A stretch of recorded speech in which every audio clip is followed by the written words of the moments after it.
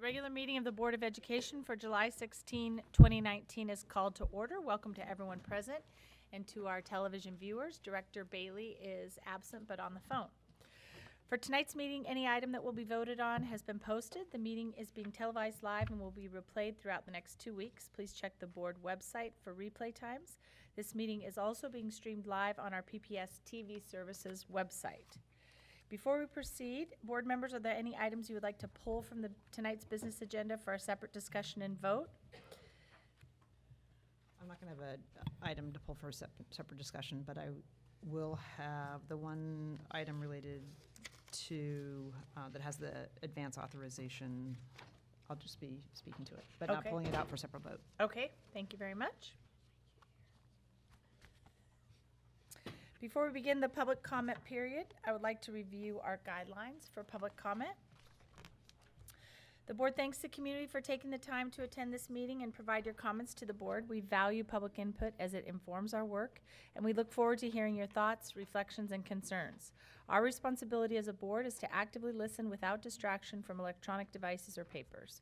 One quick reminder, any oversized signs need to be in the back foyer, and signs in the audience should not be held in a way that obstruct others' viewing of the meeting.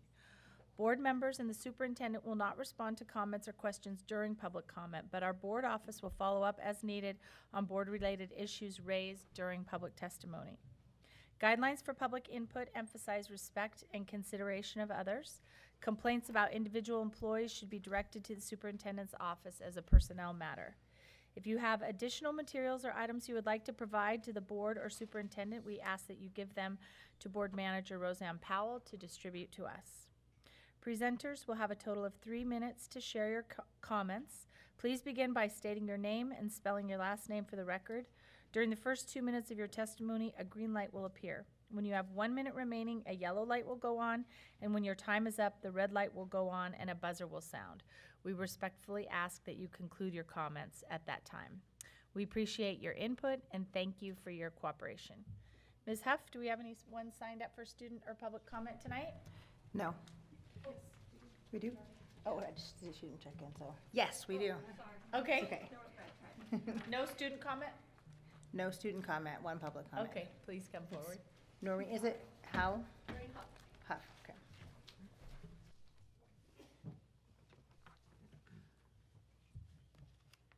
Good evening, board. My name is Noreen Huff, H-O-U-G-H. I'm a special education parent involved in a number of special education advocacy organizations with PPS. I'm here today to comment on the new revision of the student conduct and disciplinary policy. While I support the overall shift and changes in the policy, I ask that decision makers again rethink stakeholder engagement and ensure that special education is a key element in the discussion going forward. Reading the new policy, I applaud the restorative justice and trauma-informed approaches that were presented, and I appreciate the recognition of the large inequities that currently exist in the system between different buildings that we have across the whole district. While I support these policy changes, I'm here again to talk to you about stakeholder engagement and the lack of transparency in this process. Your intro memo states that you solicited info from high school students, parents, and staff. I'm pleased to see that you engage students in this process, including those at Meek. However, high school students are not those who are most likely to experience disciplinary issues within our system. From 2018 data PPS published, major disciplinary issues only involve about 3% of our high school students. However, middle school students, those in CBO programs, those in alternative programs, and those in Pioneer have significantly higher rates of interaction with our disciplinary system. And those stakeholders were not engaged in this process at all. Talking to well-behaved, comprehensive middle school or high school students does not equal the same thing as those who are actually being suspended and expelled in our system. You spoke to staff at 2 schools, both with very low disciplinary rates, and heard from 37 parents in a Google survey. Their survey was never sent out to parents via PPS. Stakeholder parent groups like SPIAC were not asked to contribute in any way. And I tried to find this on the PPS website, but outside of the memo for today's meeting, this link and this Google survey were not published on the website anywhere. I keep pushing the district to engage stakeholders, but it should not just be a checklist of we talk to student staff and we talk to parents. It actually has to be the student staff and parents who are part of that proposal and whose policy changes will be impacted. Right now, the district does not release data specific to disciplinary issues in special education. However, national studies have found the 3 largest factors for students being referred for disciplinary procedures are first, special education. They're the largest impacted group. Then students of color, and then students who live in low-income communities. Within Portland, when you look at the largest number of students who are engaged in disciplinary issues, our largest school is Georgia, with 20% of their students. And this is a school that has large proportions of all 3 groups that are particularly targeted. So I assume we follow the national trends. This issue is particularly concerning for special education students because under the IDEA, students with disabilities are not to be disciplined for behaviors that directly arise from their disability. That's the federal law. There are many specifics to this requirement, but schools are basically first required to make sure that they actually followed the IEP before they do discipline, and then change the IEP to better meet the students' needs before disciplinary actions are taken. This issue is regularly violated in PPS schools. Over the last year, I've had multiple people approach and worked with multiple advocacy on this topic. I'm sorry, I have a little bit longer. Much of the language in the proposed policy change is very generalized, but this new policy will result in more equitable treatment, which I applaud. But we need to include the federal language that's required under the law in our new policy. By including that, we will ensure that the teachers, staff, and the district are aware that special education treatment should be different. And it needs to be a mandatory part of the trainings and the discussion going forward. We can't not have special education at the table when you're discussing student discipline issues.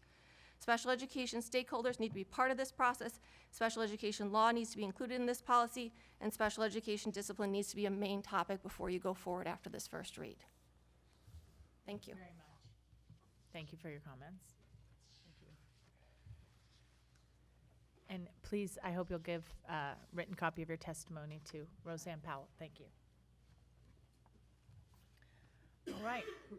Superintendent Guerrero, do you have a report for us this evening? Good evening, directors. Just a couple items briefly. It is summertime, school's out, although I think I mentioned previously we do have quite a number of students, summer scholars participating in programming, which I had a chance to visit with, I mentioned the last time. But it's not just a time for student learning, it's also an important time for adult learning during the summer. And starting with senior leadership, we're coming off of a week where we did a lot of reflection on our work to date and some of our steps moving forward. That was a valuable sort of pause in our day-to-day work to be able to do that. And we're looking forward to planning opportunities for many other of our staff and educators, which includes what we're making a tradition here, our annual Leadership Institute. So we're looking forward to, we're deep in the planning for 4 days of professional learning opportunities for our school leaders and administrators throughout the school district. So we're excited about the experience that we're planning. It's going to be a positive experience, we believe, but also going to cover a wide-ranging topics that are pretty relevant to the work in our schools. The professional development that we're preparing to implement this August is not just for our school leaders, but also for all of our new teachers as they come aboard, to do some onboarding with them, as well as support staff, our school secretaries, for instance. We bring them together. We're trying to be better about being a good employer and including our employee groups as they return to the start of a new school year. So we're deep in the planning for many of those events that are coming up, and we'll be sharing more details with the board as we get closer. And then the only other mention that I wanted to make this evening in advance, it isn't until Saturday, August 24th, but I hope our listening audience will make note of it in their calendar. This is our largest volunteer event of the year. This is Project Community Care at over 70 schools. We're hoping neighbors and volunteers will pitch in to help beautify our schools in preparation in advance of our students returning for the first day of school. It's a wonderful event. I know that the board, district administrators, leadership, principals, and school staff, we've had the privilege of participating and helping our schools with projects that they've listed out. If you're interested in being a part of the event, you can find the details on our website, and we really count on this important level of support from the broader community. So mark your calendar. That's all I have for tonight, just those 2 items. It's been getting better and better each year for the past few years, more participation. We do encourage everybody to come out. Thank you for that report. The next item on our agenda is a discussion of prospective renewal of our local option levy. Deputy Superintendent Claire Hertz is coming forward to frame this issue for us, and I want to acknowledge that Director Bailey is on the phone, and he has been leading our board effort to organize around bringing the levy forward. I know it's difficult sometimes to hear and be heard on the phone, but Director Bailey, I hope you're able to participate in this conversation. Good evening. I have with me also our Executive Chief of Staff, Stephanie Soden, as we've been working in partnership, both in looking at the financial aspects as well as the communication components of this work, and both are very important. So as we look at a local option levy, we do have a timeline there for recommendation from staff to put something forward on the November general election ballot this year. And we are recommending that we stay at the same $1.99 per thousand rate as we have in the past. So I was asked earlier today what would happen if we lowered it a little bit. So if we, and this is just a really rough analysis, because remembering that a local option levy is calculated individually on each piece of property based on the difference between the Measure 5 and Measure 50 tax rate. So because of that, to get a truly accurate one, we'd have to look at every property, and today we used some averages. So just to be clear, it's not a full analysis. Whereas the report that was sent to you was based on looking at all the properties, okay? So if we were to look at lowering the rate, if we wanted to collect in 2021 the same as what we were collecting in 1920, we could lower it at 8 cents, so down to $1.91. However, that would be collecting the same revenue. And if we want to keep the same staffing ratio for our class sizes, then it's important that we keep up with salary and benefits. And salary and benefits are anticipated to continue to grow. And so there was, while the assessed value has continued to grow on a, I can say about 4 to 5% is, maybe even 5.5% is our assessed value growth over the last 5 years. Our local option levy revenue generated anywhere back in 2016, it was 21% increase, whereas in 18-19, it's only a 4% increase. So as real market value changes, and then if it has an accelerated rate, it goes up quickly, but then as it tapers off, it flattens out. So I just want us to be aware that it is a levy rate that is influenced quickly by what is happening with the real market value, okay? So in term, our recommendation would still be to maintain the $1.99, and we would then be able to continue to maintain a similar staffing ratio as we have now. So I think I would just add, Board of Directors, that this is a 5-year levy that was passed in 2014 by 70% of voters' approval rate.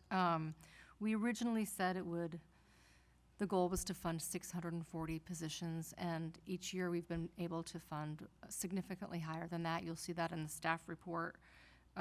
As much as 870 positions were actually attributed to the levy in the last school year, And so there's a significant impact to the budget immediately should this not be referred and considered. We're looking at around 800 teaching positions that we would have to eliminate in order to make up for the difference of lost revenue. And so, is it correct that this renewal does not actually come up for a year, but we're looking to renew at this rate? What the board's currently considering is to go before the voters in November? Well, we have to submit our tax levy in July of each year, so we need to make sure in terms of timing that we would have it in place by June 30th. So by the May election, we would need to have this in place for the following year's tax levy or tax assessment. Want to open it up to board members for questions of staff or board discussion? Go ahead. Yeah, could you walk through a little bit the limit in terms of the state school fund formula? Sure. Do you have that ready? Yes. Thank you. So we're looking at this sheet that's, yes, okay. So there are 3 different methods of limiting the receipts collected and its impact on the state school fund. So if we go over, if you look under 2019, you'll see on the 3 different calculations, the lowest one is the $2,000 per ADMW at $116,835,000. So if we were to collect more than that, then we would receive less state school fund. And we would never want to levy a tax on our local taxpayers that didn't benefit our district, solely support our district. It wouldn't be advisable. Does that answer your question? Well, yeah, so how close, and I apologize if this is in here, so how close are we going to be to that limit with this tax rate proposed? So we're at 96 million projected for 1920. And so what happens, because you're doing a 5-year levy, it's because of the real market value fluctuation, the tax rates can fluctuate significantly. And so for instance, in 2015, we had 13% increase in revenue. In 2016, we had 21%. So you remember what was happening with the real market value of property. Just to be clear and make sure I'm not Yes. misunderstanding, but it's not, it's the assessed value that the tax is being levied on, and it's No. actually, no. No, it's the gap between the Measure 5 rate and the Measure 50 rate. And the Measure 5 is based on real market, Right. and 50 on assessed. Right, and so it's as I believe, as properties were coming out of compression, out of property tax compression, coming out of the recession is why we saw that increase. But Correct. Because real market values were going up, that compression, was released. But the Correct. tax itself is on assessed value. It's a calculation of the gap between the two. Okay. Okay? So what I'm concerned about is because it's very difficult to predict. So you want to leave some cushion. Right. So you don't ever end up in that position. And so we continue on about 9%, 6%, 4%, and then now we're looking at 3%. So it's going down right now, but it could go back up depending on what happens to property values over a 5-year period. So I would never want to put us in a position of having, reaching that limitation. So we would just definitely levy a lower tax rate, so we did not. Yeah, but your projections are that we won't exceed that limit at the rate that Correct, you're proposing. that's correct. Okay.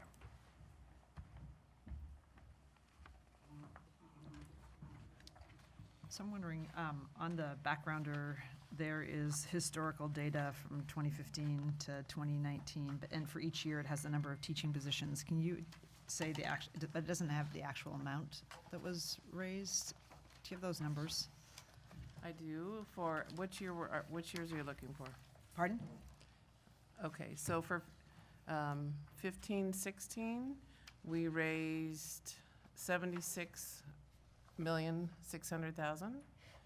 In 2017, 84 million. 2018, 89.6. We're estimated for 2018-19, 93.3. And then for 2020, 96.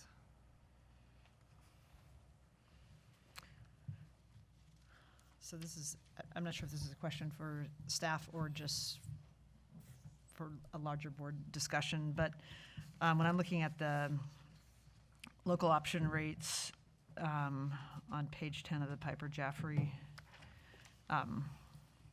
PPS is significantly above most other districts by about 40 cents.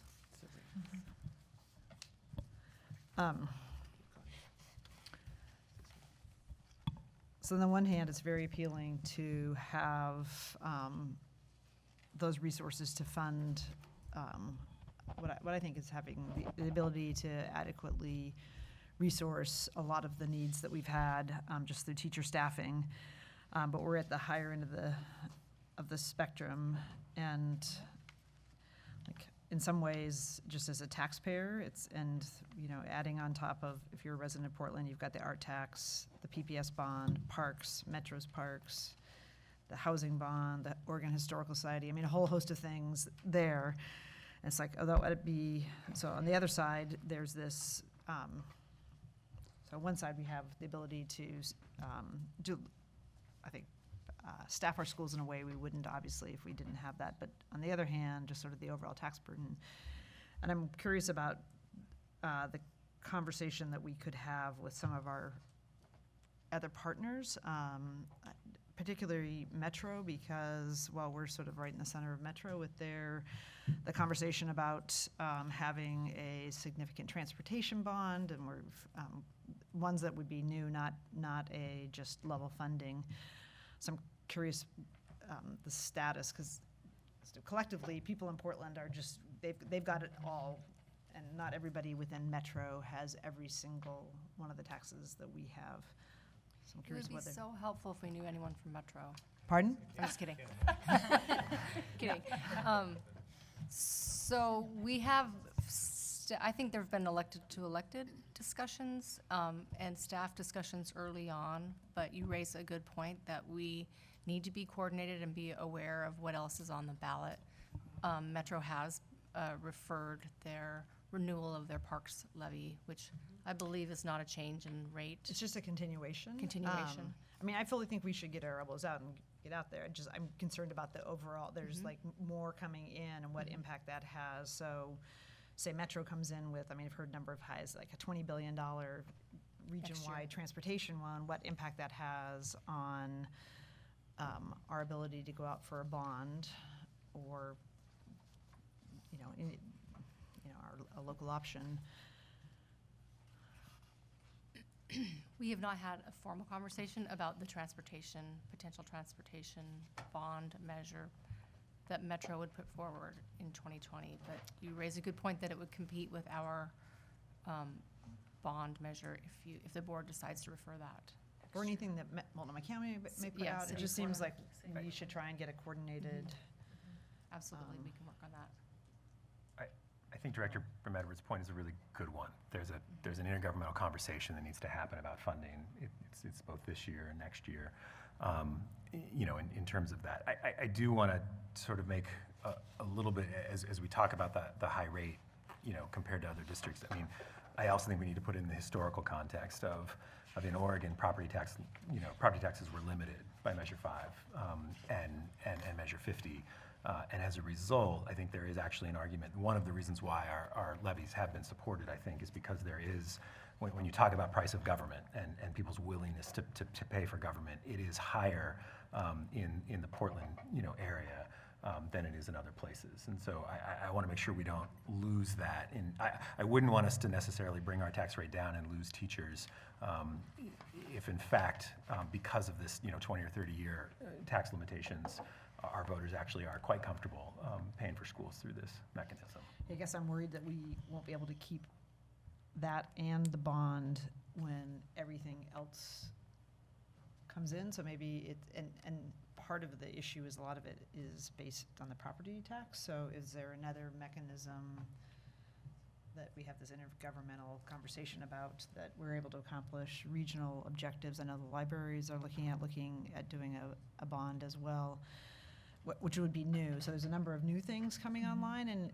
does it all need to be property tax, or some other way to look at the funding of essential public services so that we don't squeeze each other out and PPS doesn't end up with less than what it is that we think we need in order to deliver our services?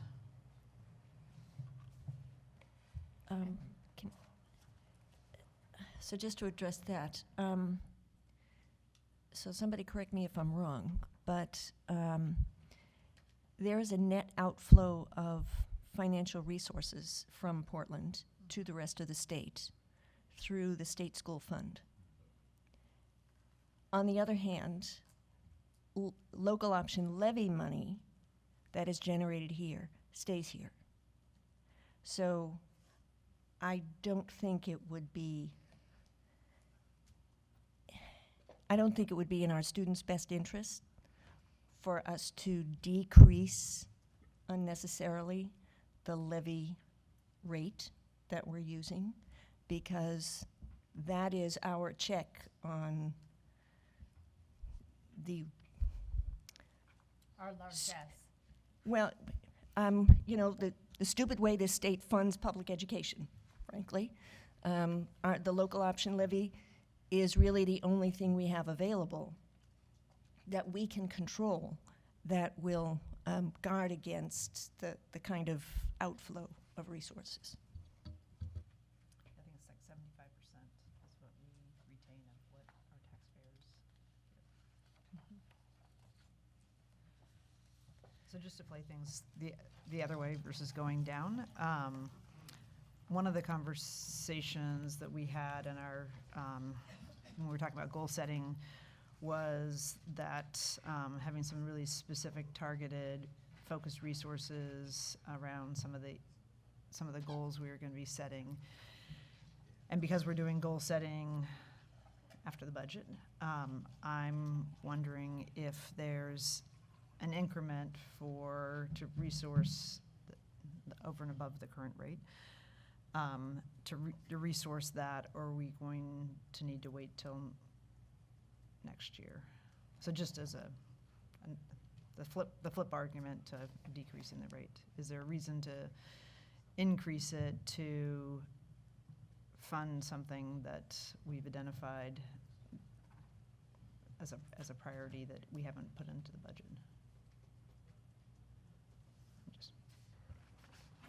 And I think that's what directors have to sort of balance and discuss and debate.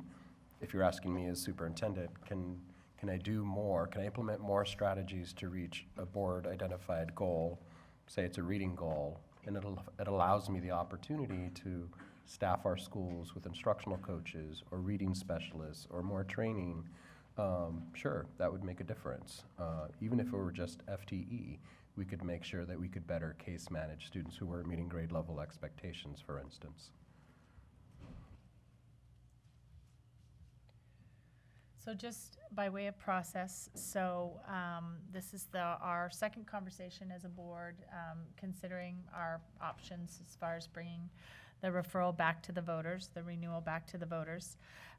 We have proposed having a public town hall on next week, July 23rd, which has not been publicly posted yet, but will be posted tomorrow, I believe. Then the board will revisit this discussion on August 6th in a work session, and depending on further discussion, look to bring a proposal for a referral resolution back to the board on August 13th. Do I have that right, that timeline? Yep. And if you could just walk back, Deputy Superintendent Hertz, to what you opened the conversation with, because I don't believe it's in the documentation that we have, that basically what you said, to put it in very simple terms, is that it's a wash. The growth in the property tax base relative to the growth in growth in the expenses of our teachers. Can you put any finer point on that, how commensurate those two figures are? So what I can say is for 18-19, we had a 4% growth in revenue, and that's very similar. Probably our benefit rate actually went up higher in 18-19, actually in 19-20, because of increases in benefits costs that there are, it is higher than that. And so there is, each year there's a little fluctuation. So really when you average it out over the 5, it comes very close to our actual costs in staffing, in salaries and benefits.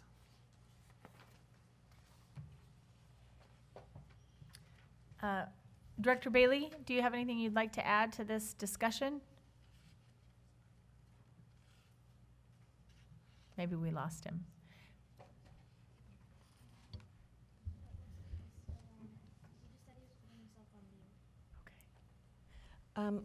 So I think one thing that might be worth just broaching as a question. So historically, we have designated the, yes. Director Moore is speaking right now, but we want to hear from you when she's done. Do you want to take him before? Go ahead. Okay. So we have designated the local option levy to be used pretty much exclusively for teachers. That is not a requirement by the state. That's something that we have decided. And I think it's a fine idea, but I think it's probably worth talking about, do we want to continue to do that, or do we, to get to your point, do we want to have some flexibility in how we use the local option levy money? So just to that point, so the way that we've always done it, I think, is the way that some of the voters were most receptive to receiving it. I think there'd be, and given this is for the out year, it's worth looking at it through the equity lens of whether you want to leave, say, the majority of it for teachers and then an increment for some really specific strategies that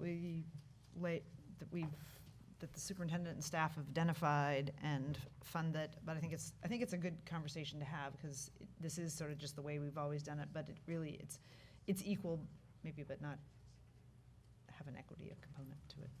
And I'd be interested in the superintendent, just this meeting or another meeting. Yeah, talking about it. again, I think we can make a more compelling case or a campaign when we can tie it to something concrete and visible and tangible to our stakeholders, and especially if it affords us the opportunity to accelerate some strategies. So whether it's additional arts educators to complete our pathways, or added librarians as part of a literacy effort, or CTE teachers, if we could tie it back to some specific goals so that people would see that personnel, because I think people is very visible. I could see how maybe that would be one way to be a little bit more diverse in the portfolio of how we use those or leverage those resources. And although I think it's enticing to think about supporting specific strategies, this is enough teachers that we will see a difference in overall class sizes if we start to decrease that. And I think we want to be careful what language we use in the levy, in the ballot measure itself. We want to, we've run into this problem before where kind of promises were made that were difficult to track. And we have resolved that problem in the past. We have resolved the problem. But I think we'd want to be a little careful about making promises about specific levels of different kinds of teachers, because it would be over the course of 5 years, and needs might change. And I'm not Director Bailey? advocating for a change, just to be clear. I just think it's worth talking about it. Director Bailey? Yes, thank you. I'm watching the live stream, which has a several second lag, so it's a little confusing at times. I just want to say that I think we should stick with the staff recommendation. I think we, as the Piper Jaffray memo made clear, there are, as the assessed value and the market value ratios shift, things can change in terms of how much revenue we actually gets generated. So I think it's a prudent middle course, so that we continue to generate revenue to support teachers and make sure we don't get into the bump into any of the limits. I also would favor just keeping it simple and saying this fund goes strictly to teachers, classroom teachers, period. And I think that sums up my thinking right now. Thank you. Any further discussion or issues? I just want to make sure I'm reading this correctly. So 18-19, it's 870 teaching positions at 93 million. And we're projecting in 19-20, it's 96 million, but only 800 teachers. So we have, It would actually be higher. That was just a round number, the Okay. 800. So is it closer to 870? it would be closer to 870, yes. Okay, because it But- says, It's all estimated, If so, they're tracking roughly the same. yeah. so essentially the it'd be about the same number of teachers, and the increase in the assessed rate tracks or aligns against the increases in benefits and the roll-up costs. The only thing Approximately. I'm gonna change in that statement is it's not just the assessed value you have to look at. And probably, I've got some slides here from OSBA that I'll be happy to send to you guys so that you can see that there's really a calculation between the real market value and the assessed value that has to be made, and it's individual to each property. So I'll send you more information, but I won't try to explain it now. Fair enough. But I guess the high line is Yes. just the increases in the amount of revenue coming in. Yes. Approximately align with our overall cost increases for the same number of teachers. So wash. Yes. Okay, When you blend it out over time, that is correct. Okay. But there are fluctuations from year to year. Okay, so again, next, Superintendent? Just to elaborate a little further, that fluctuation then therefore, while we've always met the goal of 640 teaching positions, it's varied year to year, right? It's gone from 757 to 827 to 790 to 870. And so if we maintained the levy rate, could we continue to approximate those levels, but it won't be exact? So yes, that's correct. And so what's happening is the revenue is slowing down in growth. So that's why I'm being very careful with my words, is because I don't want to, we're really trying to project real market value for properties for the next 5 years is not something that's easily done. And I would say, I mean, the real danger is a property market crash, right? And we saw that in 2008, 9, 10, Yes. 11. And when real market value goes down, Then it's a significant impact. and you'll have a significant impact now. Yeah, so we need to be thinking about that over the next 5 years, that Although- possibility. Although we have ample wiggle room as far as the commitment that we're making to the taxpayers, Right. Yes. for lack of a more technical term. Okay, any further discussion this evening? Can you just remind me again the process? I know you said it just a few So, minutes ago. next week, we'll have a town hall, that should be posted tomorrow to get input from the public on, the staff report that has been posted tonight and discussion we've had. So, That's just public input. Then on August 6th, we will take this up again at our work session. So any questions board members have of staff between now and then, let's bring those forward. I know these materials came in a little bit late, so we haven't all had that much time to digest this analysis. So August 6th, we'll revisit this issue and discuss whether we're prepared to bring forward a proposal at the board meeting on August 13th, which is aligned with our filing deadlines and such. Okay, that is the filing deadline. August 15th? August 16th. 16th. Yeah, so we would have to adopt something. Okay, thank you. All right, thank you very much. Thank you. Thank you to our taxpayers.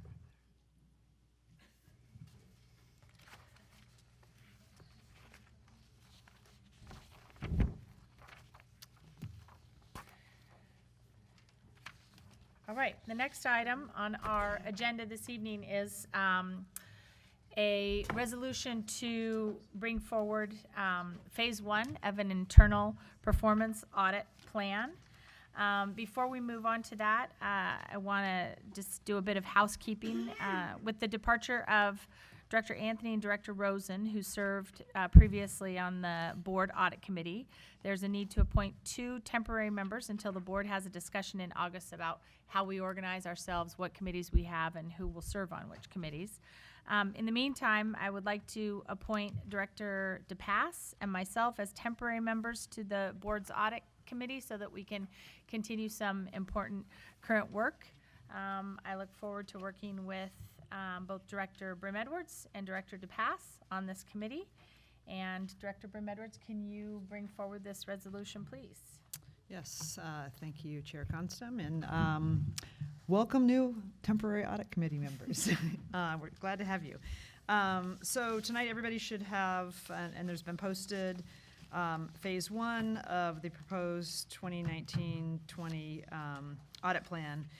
And back in January, for those who were on the board, you might remember that Deputy Superintendent for Business and Operation Hertz and I presented to the board sort of a 6-month audit committee plan that really involved primarily standing up the audit function and the audit committee, getting the planning done, doing some planning work around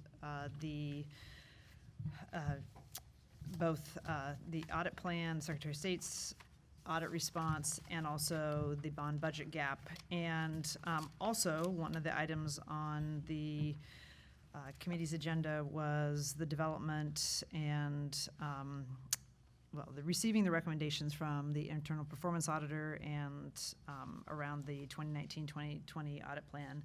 And so just to be clear with everybody, the two big areas that are sort of off the, that are not included in the scope for the internal performance auditor is financial audit, the annual financial auditing, because we have that done anyway, by another firm that we have every year. And then we also, they don't, not included is anything related to the bond as well, because we also have a bond performance auditor. So the plan scope is excludes those two big topics. So by our policy, the auditor develops a draft plan and presents it to the committee.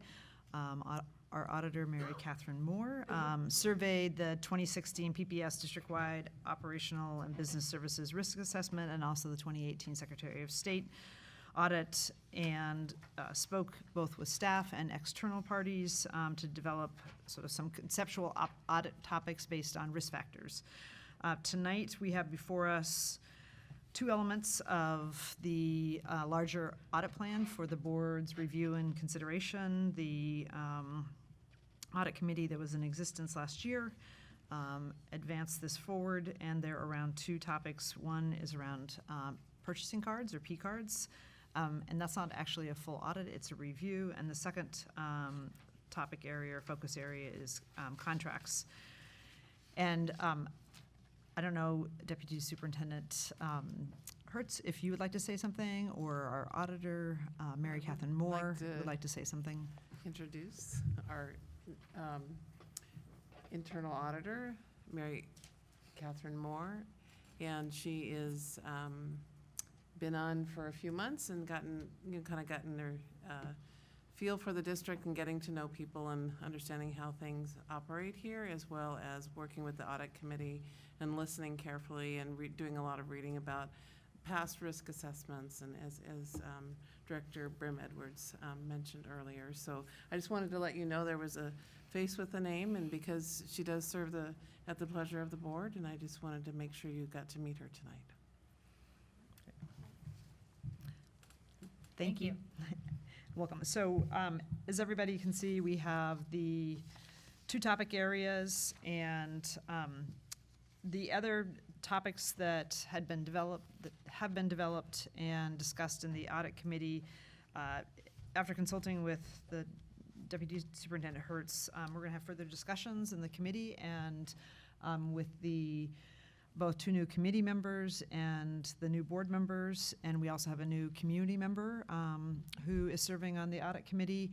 It'll be a good time for us to, I think, review the recommendations that came from the auditor, have a discussion with leadership, and then make some decisions about how we want to proceed. But tonight's board action, board consideration and action will allow our auditor to get auditing, which I think is an important concept. And I do want to say that we're in the process of scheduling a full board discussion around a proposed audit plan. To me, this is one of the most important areas of work for the board, since the auditor and potentially auditors do report directly to the board. So this is an area that really requires our deep engagement as a full board. So as Director Brim Edwards says, this enables our auditor to get started, and then we will collectively revisit other recommended topics for future audits and finalize our long-term plan. Does anyone have any questions? Nope. I'm excited to get started. Thank you. We love people who are excited about the audit committee's work. It's a very limited subset of people. I agree. Wonk, Bill. Okay, we will now consider resolution number 5935, resolution to approve phase 1 of the 2019-2020 internal performance audit plan. Do I have a motion and second? Moved. So moved. Second? So Director Moore I said moves move. and Director Scott seconds the motion to adopt resolution 5935. Is there any further board discussion? We will now vote on resolution 5935. All in favor, please indicate by saying yes. Yes. Yes. Yes. All opposed, please indicate by saying no. Resolution 5935 is approved by a vote of 7-0. Thank you. Thank you, Deputy Superintendent Hertz and Auditor Moore. Thank you for your work on this. All right, we are back to you, Director Brim Edwards, with work coming out of our Board Policy and Governance Committee. Great, thank you, Chair Constam.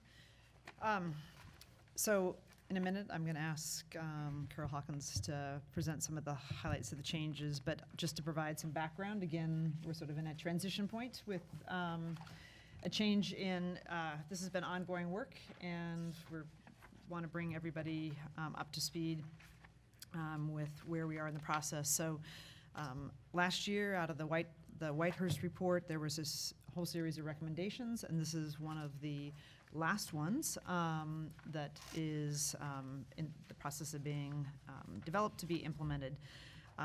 So this specific recommendation was a development of a policy that would provide more specific guidelines to our staff on interactions with our students. And just to be clear about the process, this is our first reading. So we had a first reading last year. We received substantial community input. There was a fair amount of committee discussion. We then had a demand to bargain from the Portland Association of Teachers, and given that we want to have this policy be clear and useful to staff, and also holding on to that student safety goal that we have. That there was conversations as part of the interest-based bargaining discussions about the policy, and so coming out of that, we've had subsequent committee discussions, and I want to thank Director Moore and Director Constam, who are both committee members with me, for adding to the discussion we had, and I think the refinement and clarifications of several points in the policies. And so coming out of that committee discussion, we are going to have a second first reading of the policy, and I think we can expect that. So for the new board members, you all will have an opportunity to get a briefing, get all your questions answered. It's quite, it's a complex and I think somewhat groundbreaking policy. There's not a model that we could just pull from, a host of other districts.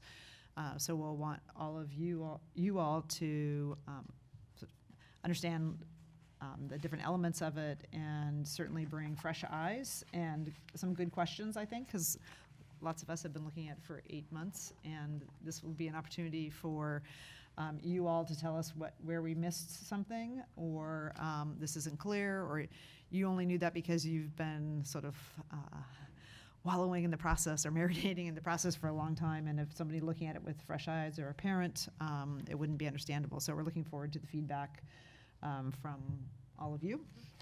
And with that, I'm going to ask Carol Hawkins and John Stellwagen to share just a brief overview of the changes since the last first reading. Thank you. Well, as Chairperson Edwards mentioned, we did have a discussion during our recent IBB process around the policy. Pardon me. Okay. Okay, thanks. Anyway, around the policy, and came out of that process with PAT with several pages of clarifications, ideas that they had for improving the policy, and lots of good conversations around our shared goal of keeping student safety as the primary driver of the policy and the changes that we were going to make. After that IBB process, then John and I came back and incorporated all of those many edits and suggestions and changes to the policy, and then forwarded that revised policy to our internal leadership, as well as those on the bargaining team, so that we could get additional input.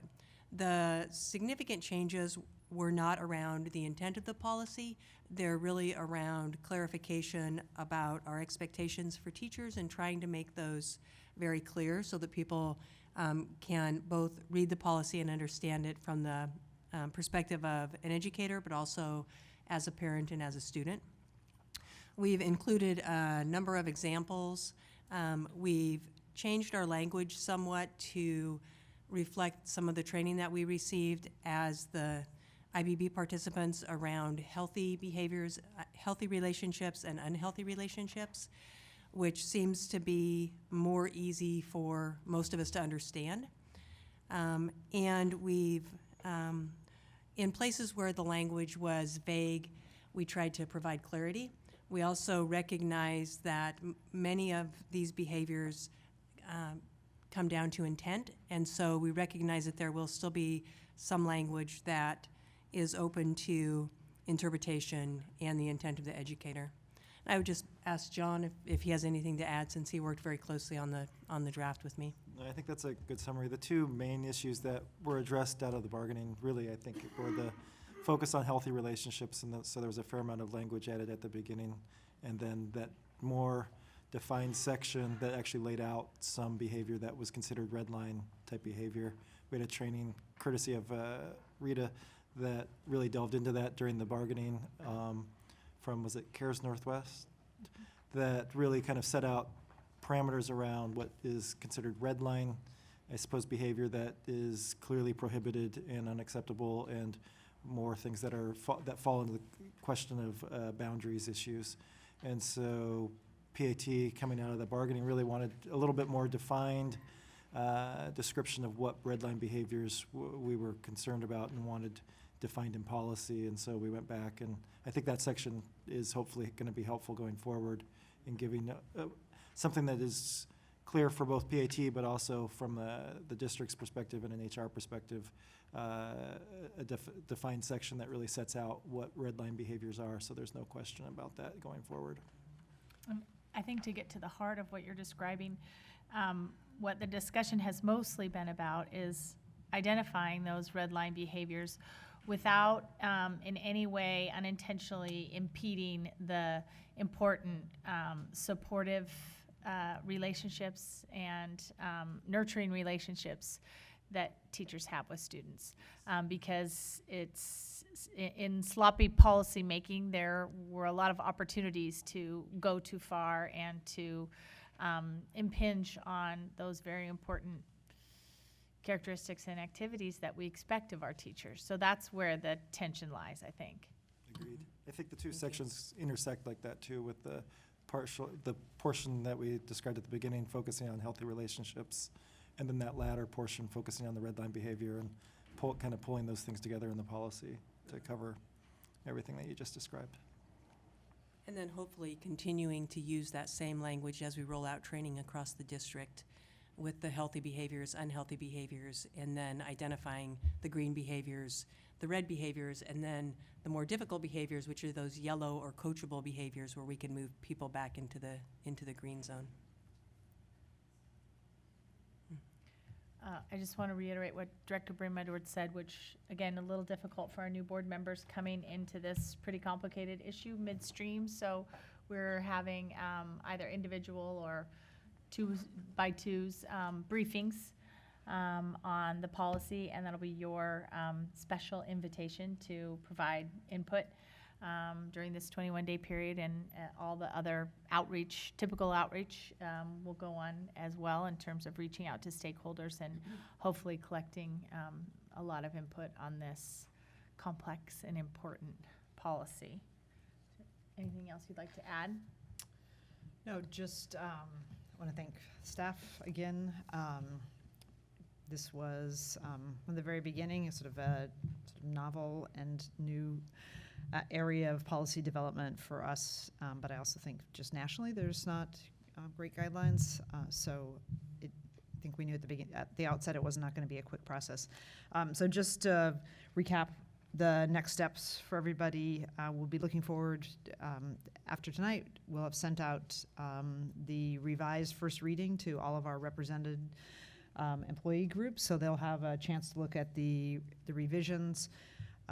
We'll have a series of discussions. Obviously, the public, anybody in the public can provide comment through the normal way. It's posted on the website with an opportunity to comment.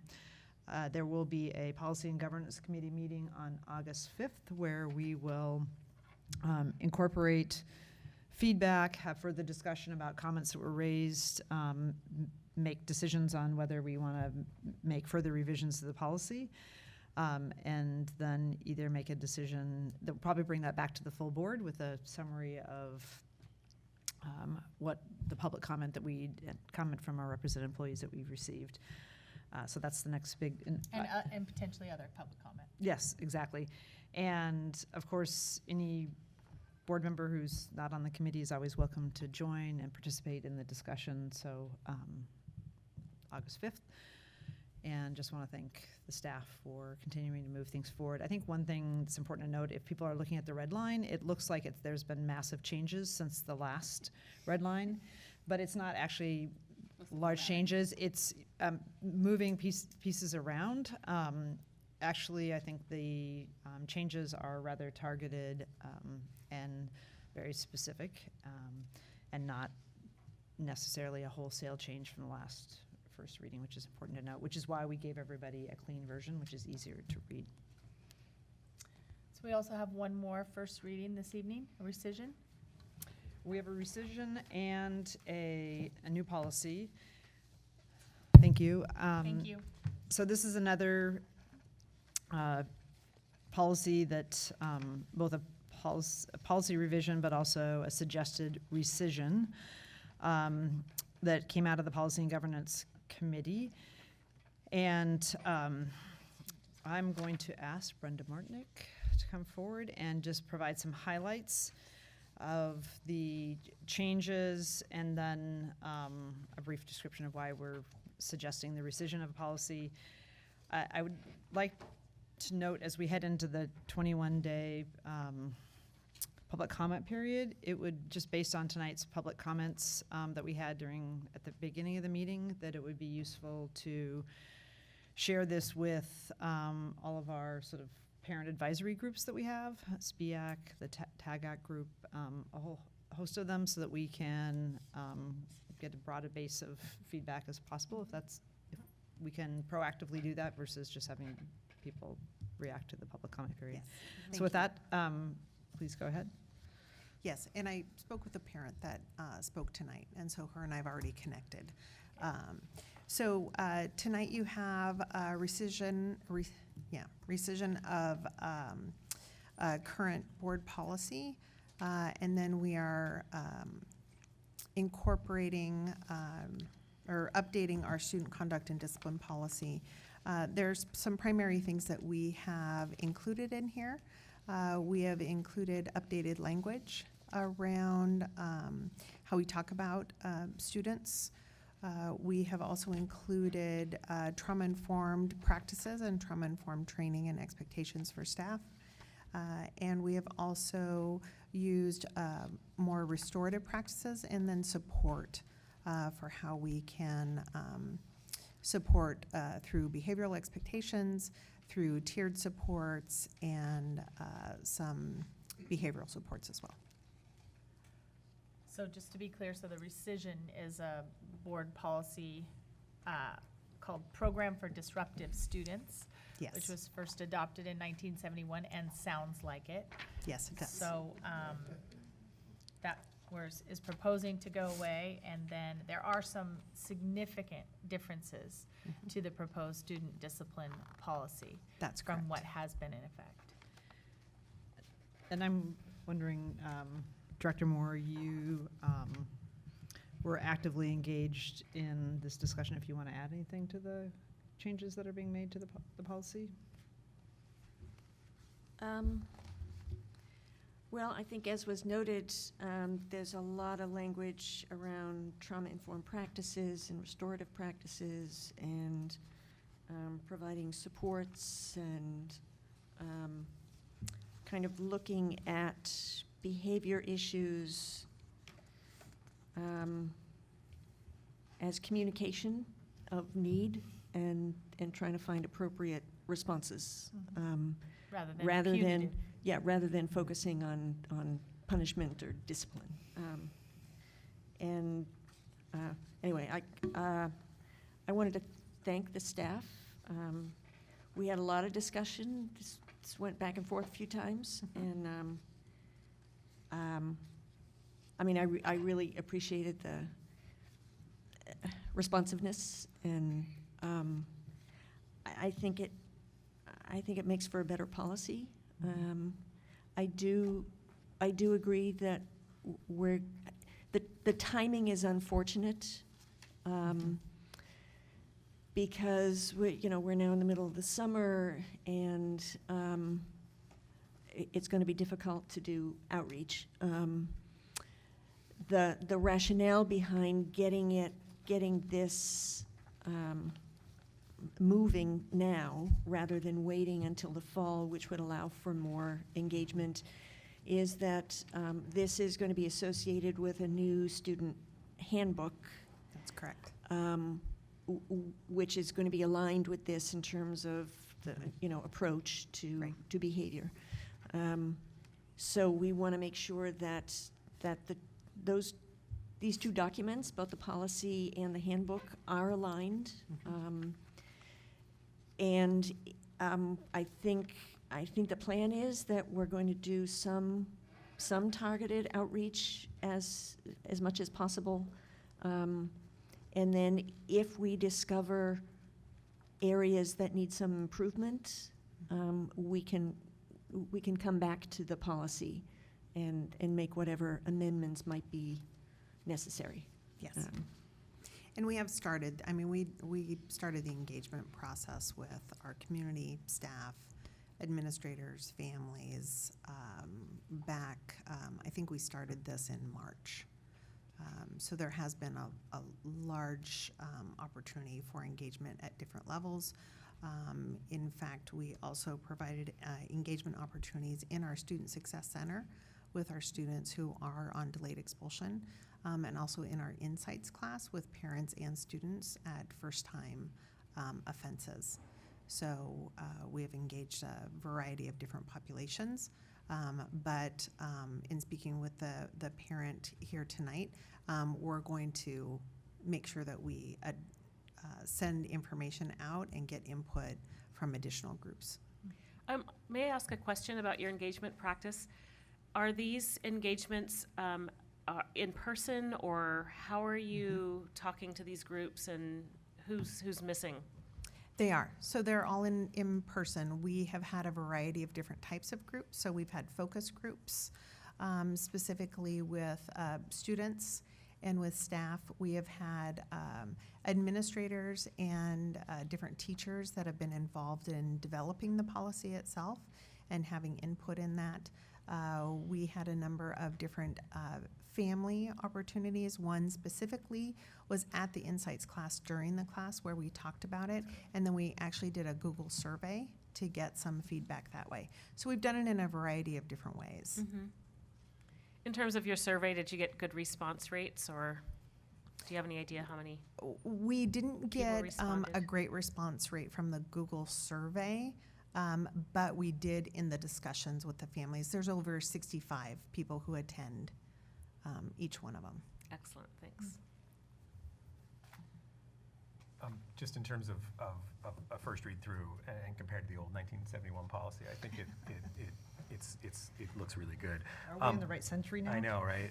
My only comment was, we use the term trauma-informed care and trauma-informed practices, trauma-informed approach, which is more commonly used now in the field, but I don't think it's widely understood in the community. And so while there is a definition section, I think it'd be worth defining that a little bit more comprehensively. Like, what do we mean by that? What's the history of it? Where is it coming from? Yeah, I happy think to it's do that. absolutely the right approach, but I'm not sure to the layperson that it necessarily rings. Right.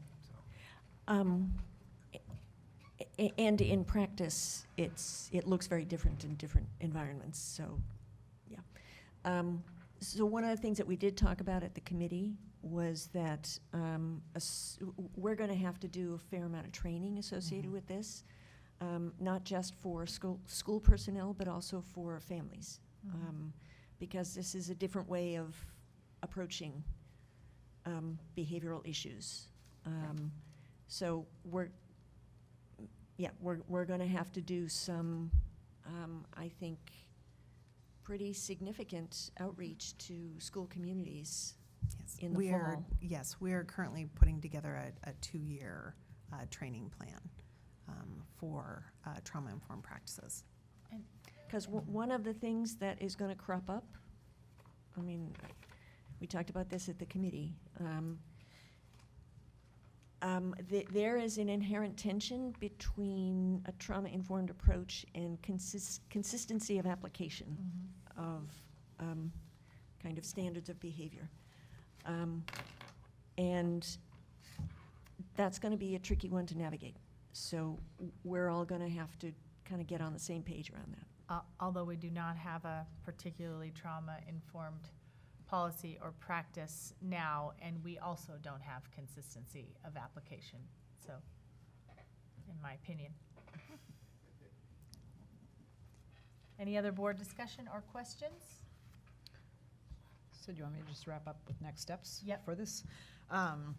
So as with the last policy that we discussed, any public comment that we receive, whether it was here tonight, through the public comment or at the board dais, we'll have a discussion about that at the next Policy and Governance Committee meeting, which is on August 5th. And I think it's worth noting also that in addition to a clear need to update our policies, that this was also something that was a finding in the Secretary of State's audit, And this is another item that we'll be sort of noting that we will have completed when it's finished. Also, Maxine, I know that you wanted to circulate this with students. I want to make sure that we, if students have input by the 5th, it'd be great, but if it's not by the 5th, even later, we'd take it as well. So thanks for your willingness to engage students also in something that I know that there's a high degree of interest in. And to try to find them in the summer. That's going to be difficult. All right, all of tonight's policies will be posted on the board website, and the public comment period is 21 days, with the last day to comment being August 6, 2019 on these policies. Contact information for public comment will be posted with this policy. Thank you very much. So, I did have a comment. Yes, Director Bailey. Excellent. I'm not going to comment in particular on the draft policies right now. I do want to say, I think we have an opportunity, and I've discussed this informally, batting around ideas, to really improve our public engagement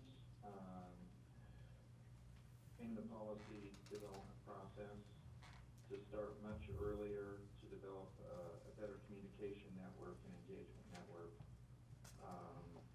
And I'll try to formalize that written going forward. I think we do bits and pieces of it, but I think we can start much earlier, and that will in turn create more engagement, more trust, more ownership going forward as we develop policies. This has been a topic of conversation in the Policy and Governance Committee, and the practice has evolved and improved, but still working on it, definitely, as evidenced by the public comment tonight. I was going to say, I'd love to work with Director Bailey on that. I do community engagement and public involvement in my day job, and would love to help inform that process or those practices. That'd be great. Sounds good. Anything else, Director Bailey? That'll do it for tonight. Okay. For this topic. Okay, we will move on to consideration of the business agenda. Ms. Huff, are there any changes to the business agenda? All right, do I have a motion and a second to adopt the business agenda? So moved? Director Bailey moves and Director Brim Edwards moves and Director Lowry seconds the adoption of the business agenda. Ms. Huff, is there any public comment on the business agenda? No. All right. Is there any board discussion on the business agenda? I just had one item, but I have so much paper here tonight, I can't find the business agenda. Here, I have it right here. Thank you. So, there's been a notification of the board of this today, but want to just also flag it just from a broader perspective, since one of the topics that we're working on, or our focus areas, just in terms of operational side of the board's work, is sort of creating some consistency around our contracts. And we have a personal service contract for Solution Tree that has an advanced authorization before the contract has been let. And in a discussion with Emily Courtnage from Contracts, we've agreed that going forward, anytime we have an advanced authorization, there's going to be a template that explains to the board, so the board doesn't need to ask why something's getting an advanced authorization, which is somewhat of an exception to the process. So we'll have that just travels with the contract in the front end, because sometimes there are, in this particular case, we have a big gap between tonight's board meeting and the next one, which is not until August 13th. So it will allow the district to get its work done, but also to provide some transparency to the community about why we're providing advance authorization.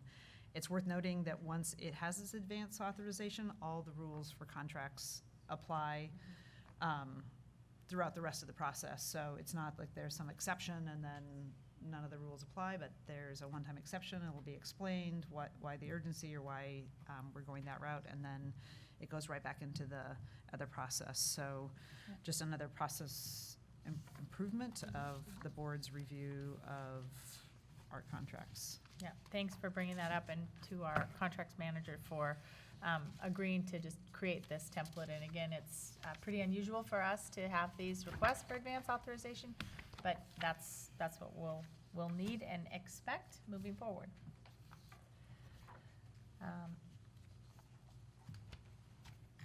All right, is there any public comment on the business agenda? All right, so we have moved and seconded the business agenda. All in favor, please say yes. Yes. Any opposed?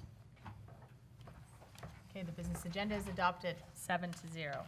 Thank you very much. Do we have any conference reports or board committee reports?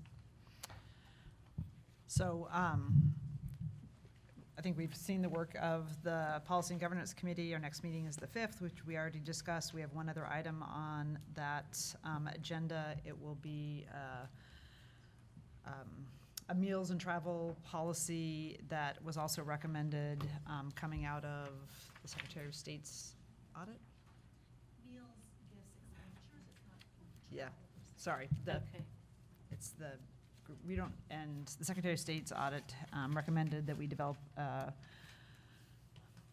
more explicit policy. So we have one, so this is building it out. So that'll be the third topic on the August 5th board meeting. The other piece, now that the board office is fully staffed, we sort of best practice, we'll try and have the minutes out to the rest of the board. So if you're not on the committee, that you'll get the committee meetings minutes, and so you'll be up to date. So if there's something that you're interested in, you can pick up the phone, talk to a member of the committee, or just know what's going to be coming to the board. So I want to thank the board office staff for doing that. And then the second piece is the audit. We'll be scheduling an audit committee meeting just to move a couple other items of business. So that will probably be at some point in August with the new committee members. And back to the business of committees, likely at our next full board meeting on August 13th, we'll have our conversation scheduled around what committees do we want to have, how do we want to organize ourselves, because that's, we need to revisit that now we are a newly constituted board. All right, any other items at hand? All right, thank you. We are adjourned.